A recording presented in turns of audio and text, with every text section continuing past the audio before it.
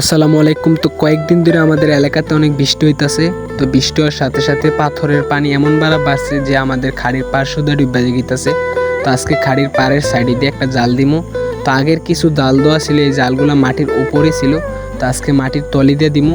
মাটির ওপর দিয়ে জাল থাকলে মাছ অনায়াসে চলে দিতে পারবো। তো মাটির এক দেড়াত নিচে দিয়ে দিতে হবে আর কি। তো আমি একটা পাড় জাল আনছি, মাটির এক দেড়াত নিচে দিয়ে দিলে ওপর দিয়ে অনেকটা থাকবো। তো জালটা দেওয়ার আগে আমি ভালোভাবে মাটিটা কাটতাছি, মানে ডিনের মতো একটা করতেছি। ডিনের ভিতরে ফালায় মাটিটা দিয়ে দিব। তো দেখতেই পারতেছেন যে খাড়ির পানি এবং কি পাথরের পানি সমান সমান হয়ে গেছে, মানে জাল না দিলে মাছ সবগুলো চলে দেব।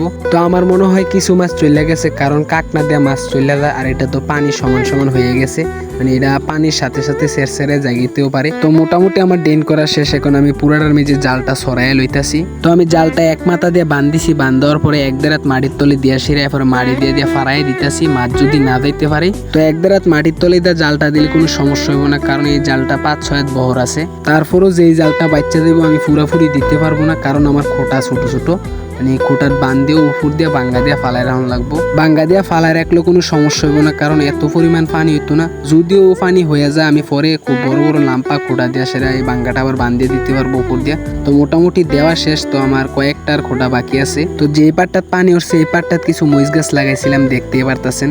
জানি না মরিচ গাছটি টিকবো কি টিকবো না, কারণ মরিচ গাছ পানিতে কোনো টিকে না। তো পানি মরিচ গাছের গোড়া সমান সমান হয়ে গেছে। তো মোটামুটি আমার জাল দেওয়া শেষ, মানে প্রায় জাল দেওয়া শেষ। তো আজকে এই পর্যন্ত। ভালো থাকবেন, সুস্থ থাকবেন, আল্লাহ হাফেজ।